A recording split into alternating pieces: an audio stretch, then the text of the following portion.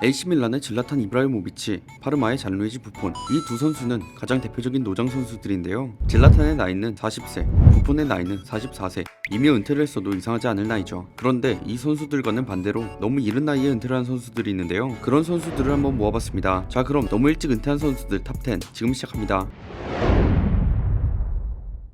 대한민국 대표팀의 상징이었던 박지성, 29세라는 어린 나이에 대표팀에서 은퇴했고 약 4년 뒤 33세라는 나이에 선수 커리어를 마쳤는데요. 그는 선수 시절 대한민국 대표팀은 물론 맨체스터 유나이티드에서도 활약하며 한국 축구를 전 세계에 알렸죠. 그러다 보니 현재 한국에서는 그를 해버지라 부르고 있습니다. 그리고 축구 선수라는 꿈을 가진 사람들에게 전설적인 존재로 남아있죠. 하지만 한국을 대표했던 박지성의 선수 생활은 그렇게 순조롭진 않았습니다. 한일 월드컵에서 히딩크호의 황금 세대 중 한 명으로 활약했지만 히딩크가 부임한 PSV 에인트호벤에서는 그리 좋은 모습을 보이지 못한 것이죠. 실제로 당시 박지성이 경기에 나서는 날이면 에인트호벤 팬들이 박지성에게 야유를 보냈다고 합니다. 이러한 상황에서 박지성의 멘탈은 정상일 리 없었고 엎친 데 덮친 격으로 부상까지 겹치면서 최악의 시절을 보내게 되죠. 그러다 보니 박지성에게 J리그 팀들이 오퍼를 보냈는데요. 이전 J리그에서 활약했던 박지성이 힘든 시기를 보내고 있다 보니 그를 영입할 기회라고 생각했던 것이죠. 하지만 박지성은 여기서 포기하지 않았습니다. 아직 내가 보여줄 수 있는 걸 다 보여주지 못했다. 내 모든 걸 다 보여주고 또 이러한 반응이 나온다면 그때 J리그로 돌아가겠다. 이런 생각 덕분이었을까요? 박지성은 이후 에인트호벤 역사에 남을 활약을 선보였습니다. 2002년 월드컵에서 보여준 모습으로 돌아왔고 그렇게 에인트호벤의 주전자리 그리고 팀을 챔피언스리그 4강까지 이끄는 활약을 선보이죠. 결국 박지성을 향한 에인트호벤 팬들의 야유는 환호로 바뀌게 됩니다. 이러한 활약을 눈여겨본 이는 따로 있었는데요. 바로 전설적인 명장 알렉스 퍼거슨이었습니다. 맨유의 감독이었던 그가 박지성을 원했던 거죠. 그렇게 퍼거슨의 전화를 받고 맨유로의 이적을 결심한 박지성. 결국 퍼거슨의 안목을 증명하듯 박지성은 맨유에서 수많은 우승 트로피를 들어올립니다. 단지 후보 선수로 활약한 것도 아니었고 준주전 선수로 필요할 때마다 맨유를 위해 활약하며 프리미어리그 우승, 챔피언스리그 우승, 피파 클럽 월드컵 우승에 기여했죠. 개인 커리어 역시 훌륭했는데 아시아 선수로는 최초이자 최다 프리미어리그 우승과 UEFA 챔피언스리그 결승 선발 출전, 아시아 선수 최초이자 유일한 UEFA 챔피언스리그 우승과 피파 클럽 월드컵 우승을 한 선수, 아시아 선수 최초 UEFA 올해의 공격수 후보와 UEFA 올해의 팀 후보로 선정되었고 발롱도르 후보 50인에도 선정되었습니다. 하지만 이러한 영광도 잠시 그에게도 시련은 찾아오는데요. 이전까지 그를 괴롭혔던 무릎 부상이었습니다. 결국 상태가 호전되지 않자 29세의 나이로 대표팀에서 은퇴하기도 했죠. 하지만 그럼에도 그의 무릎 상태는 나아지지 않았고 그렇게 퀸즈파크 레인저스, PSV 에인트호벤 임대를 거쳐 2014년 33세의 나이로 은퇴를 하게 되죠. 물론 앞으로 소개해드릴 선수보다 늦은 나이긴 하지만 29세의 한국 대표팀에서 은퇴한 것, 한국을 대표하던 선수였던 걸 생각해보면 충격적인 은퇴가 아닐 수 없습니다.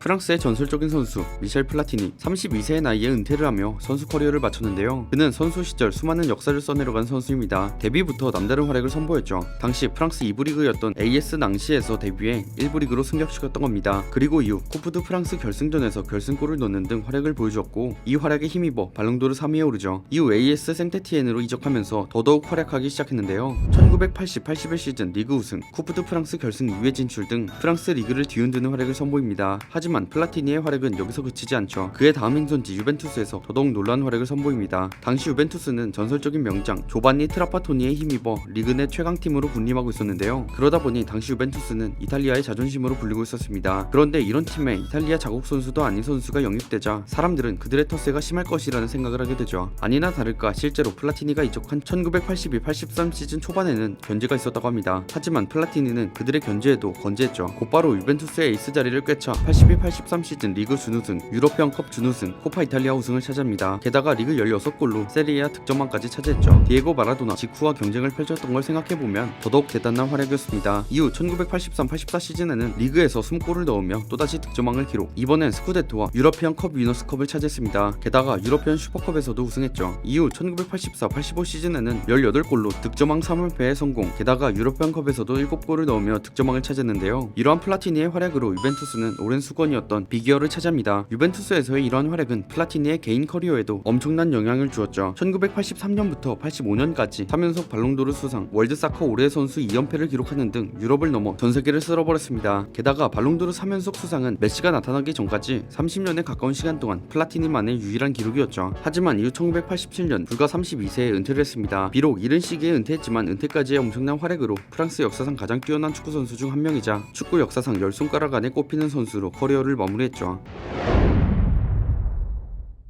오렌지 삼총사의 일원으로 활약한 마르코 반바스텐 31세의 나이에 은퇴를 하며 선수 커리어를 마쳤는데요. 사실 그는 93년 부상 이후 사실상 출장이 없다 보니 30살이 되기 전에 은퇴한 것으로 봐도 무방합니다. 이렇게 안타까운 부상으로 어쩔 수 없이 한 은퇴다 보니 많은 사람들이 아쉬움을 남겼죠. 그만큼 그의 은퇴 이전 활약은 대단했었는데요. 16세인 1982년 아약스에서 데뷔골을 넣으며 선수 커리어를 시작한 반바스텐. 그때부터 전설이 시작되었습니다. 아약스에서 뛴 6시즌 동안 133경기 128득점을 기록하며 4시즌 연속 득점왕이라는 대기록을 세웠고 85-86 시즌에는 유럽 리그에서 가장 많은 득점을 올린 선수에게 주는 유러피안 골든부츠를 수상했죠. 저 기록을 출전 시간으로 계산해보면 90분당 1.5골에 가까운 기록입니다. 게다가 이런 개인 기록 외에도 컵 위너스컵에서 아약스를 우승시키며 22살의 나이에 네덜란드 LADBC를 평정했죠. 하지만 FC 흐로닝원과의 경기에서 오른쪽 발목 부상을 입었고 이 부상이 다른 부상까지 초래하며 앞으로의 반바스텐을 괴롭히게 됩니다. 그럼에도 엄청난 활약을 보여준 반바스텐이었기에 거액의 이적료와 함께 AC 밀란으로 이적하게 되는데요. 이때의 밀란이 바로 그 유명한 밀란 제너레이션으로 전세계 축구사를 통틀어 최고의 팀 중 하나로 꼽힙니다. 그리고 반바스텐은 이 위대한 팀의 오렌지 삼총사 중에서도 에이스였죠. 물론 데뷔 때부터 순탄한 것은 아니었는데 왼발목 부상으로 데뷔 시즌을 거의 소득 없이 보낸 것입니다. 그러나 다음 시즌부터는 득점포를 퍼부으며 은퇴하기 전까지 147경기 90득점을 기록 2번의 득점왕을 차지했죠. 사실상 데뷔 시즌인 88-89 시즌 네덜란드의 UEFA 유로 1988 우승을 이끌고 돌아온 반바스텐은 한 경기를 제외한 밀란의 전 경기를 풀타임 출장했는데 유러피언컵에선 10골을 때려박아 팀을 우승으로 이끌었습니다. 이 활약에 힘입어 반바스텐은 1988년 발롱도르를 수상했죠. 1989-90 시즌의 반바스텐은 부상을 입으며 고생하지만 그럼에도 리그에서는 득점왕을 차지하는 활약을 보였고 밀란의 유러피언컵 2연패에 기여했습니다. 이러한 활약으로 발롱도르 2연패를 달성하죠. 1991-92 시즌 반바스텐은 리그에서 최고의 활약을 선보이며 우승을 이끌어 통산 3번째 발롱도르를 수상하게 됩니다. 게다가 생애 처음으로 피파 올해 선수상도 같이 수상하게 되죠. 하지만 이후 부상으로 고생하게 되는데요. 선수 생명 연장을 위해 당시로서는 생소했던 연골 이식 수술까지 받게 되지만 불행히도 수술 결과는 좋지 못했고 결국 그의 커리어는 완전히 끝나게 됩니다. 그렇게 1995년 재활을 포기한 반바스텐은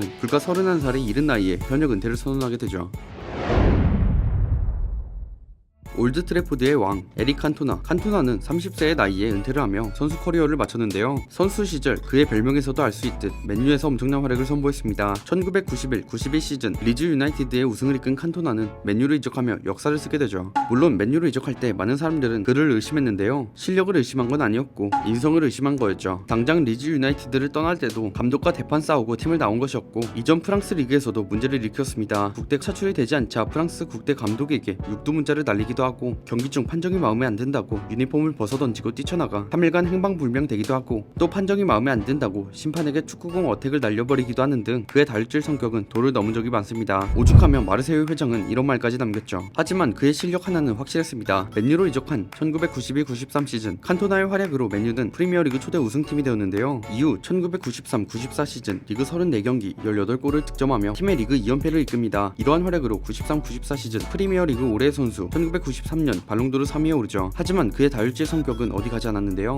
때는 94-95 시즌 크리스탈 팰리스와의 경기. 이날 칸토나는 상대 선수에게 주먹 감자를 날리며 레드카드를 받는데요. 그렇게 벤치로 향하던 중 자신을 대놓고 야유하는 상대팀 서포터를 향해 곧바로 쿵푸킥을 날려버립니다. 이로 인해 칸토나는 9개월 출장 정지라는 중징계를 먹었는데 이후 기자회견 역시 레전드로 남아있죠. 이렇게 칸토나가 빠진 1994-95 시즌의 9개월 동안 맨유는 결국 리그 우승을 블랙번 로버스에게 빼앗기게 되는데요. FA컵 우승 역시 에버튼에게 빼앗기는 등 한 끗발 약한 모습을 보여줬죠. 하지만 칸토나가 복귀하자마자 곧바로 시즌 더블을 기록합니다. 칸토나는 FA컵 결승전에서의 결승골을 기록했죠. 1996-97 시즌에는 팀의 주장이 되었는데 비영국인으로서 맨유에서 처음 주장이 되었고 이 시즌에도 칸토나와 맨유는 리그 우승을 차지했습니다. 그런데 1997년 5월 11일 칸토나는 느닷없이 은퇴를 선언하는데요. 진짜 느닷없이 별다른 이유 없이 은퇴를 선언한 것이었습니다. 그의 이유는 정상에서 멈추고 싶다. 게다가 거창하게 기자회견이나 은퇴식을 한 것도 아니고 그냥 구단 홈페이지에 글귀만 남기고 은퇴했죠. 칸토나스러운 은퇴를 맞이한 것이었습니다. 은퇴 이후로는 배우로 활동하고 있죠.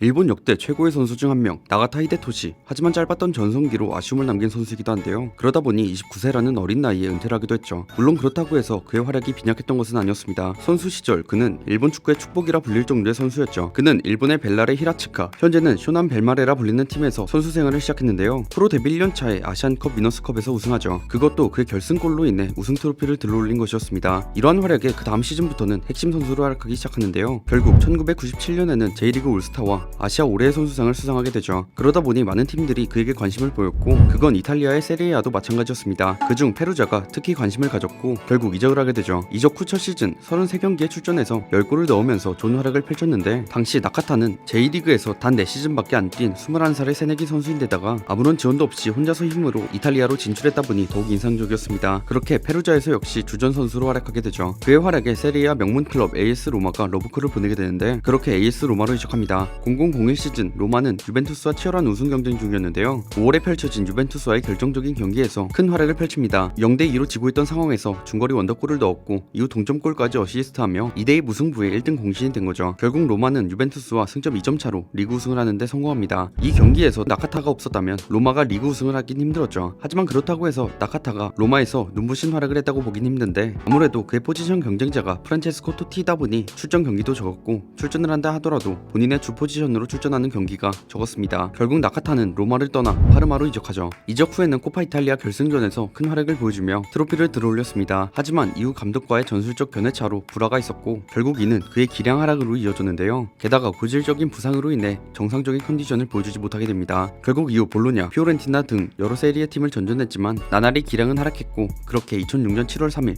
29세라는 이른 나이로 은퇴를 선언하게 되죠. 너무 이른 시기였기에 많은 사람들이 금방 다시 복귀할 것이라는 의견을 냈지만 그는 끝내 복귀하지 않았습니다. 은퇴 이후에는 세계 여행을 다니기도 했고 현재는 사업가, 피파 홍보대사로 활동하고 있죠.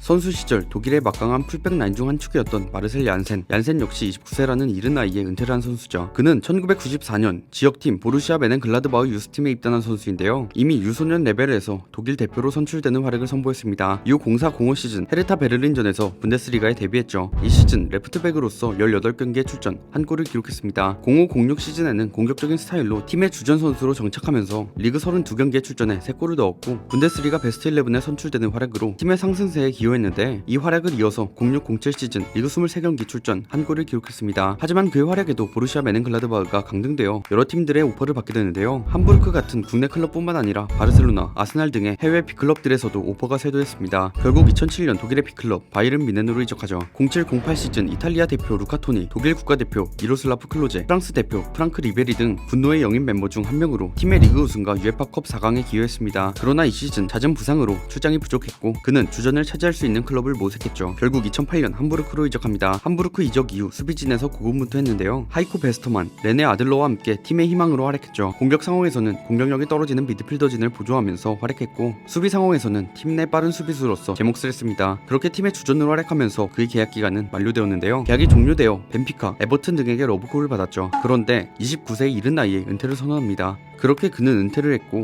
2018년부터 함부르크의 이사장을 맡고 있습니다. 그리고 2018년 1월 30일 함부르크 3군에서 아마추어 선수로 뛰고 있죠.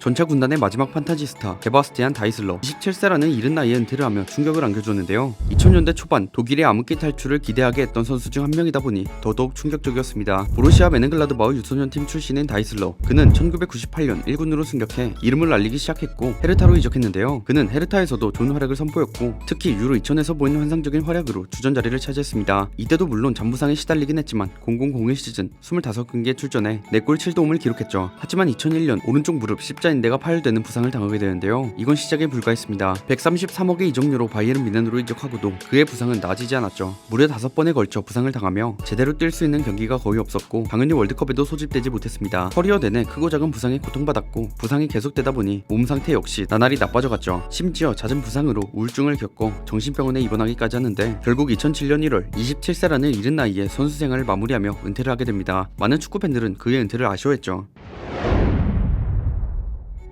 엘링 홀란드의 아버지로 유명한 알프잉예 홀란드, 그는 26세라는 이른 나이에 은퇴를 했는데요. 물론 은퇴 선언 이후 8년 뒤 은퇴를 번복하고 로젤란드 BK란 팀에 입단해 1년간 뛰다 다시 은퇴하긴 했습니다. 그는 1990년 브리네에서 데뷔해 이후 1993년 노팅엄 포레스트로 이적한 뒤 레스터와의 경기에서 잉글랜드 무대에 데뷔했죠. 그 뒤엔 1997년 리즈 유나이티드에 입단해 3년간 리즈 소속으로 활약하면서 미드필더와 수비로 오가며 멀티플레이어로 뛰었습니다. 1999-2000 시즌에는 팀이 UEFA컵 4강에 진출하는 데 기여했는데 이 활약 이후 맨체스터 시티로 대표팀을 옮기게 됩니다. 첫 시즌부터 레귤러로 활약하며 준수한 활약을 보여주었지만 2001년 4월 맨유와의 더비전에서 로이킨에 의해 무릎을 가격당하며 8개월간 재활에 매달려야 했죠. 물론 이때 당시 로이킨의 태클로 당한 부상은 경미한 타박상이었으며 홀란드는 경기를 끝까지 소화했습니다. 며칠 뒤엔 국가대표 경기에도 출전했죠. 재활에 매달리게 된 건 로이킨의 태클이 주 원인까지는 아니었고 저때 당시부터 고질적인 무릎 부상에 시달렸다 보니 재활에 매달리게 된 것입니다. 하지만 그의 무릎 부상은 나아지지 않았고 결국 무릎 부상으로 2003년에 은퇴를 선언하죠.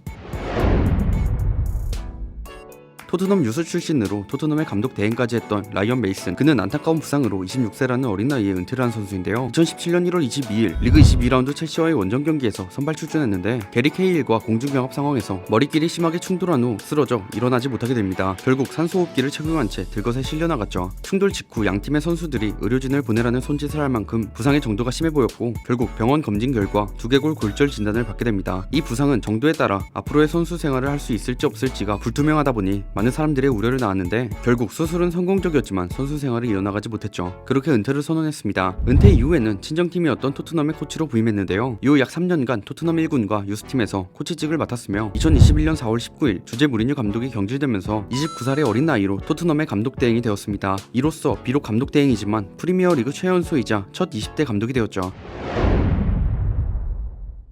축구 선수보다 감독으로 잘 알려져 있는 조세 무리뉴. 여러 논란도 있지만 세계 최고의 명장 중 한 명이라는 건 누구도 부정할 수 없는데요. 이런 조세 무리뉴 역시 축구 선수 생활을 했었습니다. 포르투갈 2부 리그에서 미드필더로 뛰었던 거죠. 하지만 무리뉴는 자신의 한계를 명확히 알고 있었습니다. 무리뉴의 부모님 역시 이를 알고 있었는데요. 이런 조언을 했던 겁니다. 결국 자신의 생각과 부모님의 조언에 따라 24세의 나이로 은퇴를 결정하는데요. 누군가는 이런 선택이 굉장히 모험적이라고 할 수도 있습니다. 하지만 무리뉴는 이런 모험적인 선택으로 최고의 감독 자리에 오를 수 있었죠. 24세라는 진짜 어린 나이의 은퇴는 그를 축구 감독의 길로 이끌었는데요. 먼저 무리뉴는 본인이 원했던 스포츠 과학을 공부하기 위해 리스본 공과대학 대학원에 진학합니다. 그곳에서 학문을 갈고 닦았죠. 하지만 곧바로 축구 감독이 되지 못했습니다. 여러 현실적인 어려움이 있었죠. 그렇게 5년간 체육 교사로 여러 학교를 돌아다녔고 그 사이 잉글랜드 축구협회의 코칭 코스까지 수료하면서 드디어 축구 감독계에 입문하게 됩니다. 하지만 처음부터 빅클럽, 빅리그의 감독을 맡긴 어려웠는데요. 처음은 하브리그 구단이었던 에스트렐라 다 아마도라의 수석 코치 자리였죠. 그런데 무리뉴에게 드디어 기회가 찾아옵니다.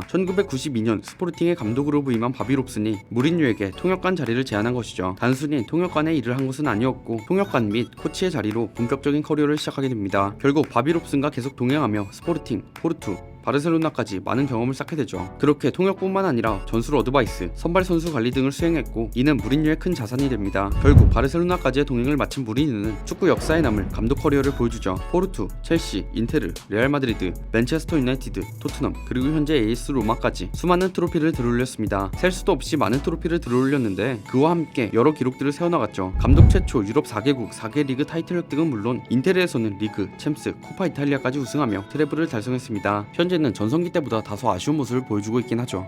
지금까지 너무 일찍 은퇴한 선수들 탑10을 알아보았는데요. 아무래도 축구 선수가 일찍 은퇴하는 경우는 부상의 이유가 많다 보니 더더욱 아쉬움을 남기는 것 같습니다. 이 선수들 외에도 일찍 은퇴한 선수들이 있는데 여러분들이 알고 계신 선수들을 댓글로 남겨주시길 바라며 영상 마치도록 하겠습니다. 저는 지금까지 월간 베스트였습니다. 감사합니다.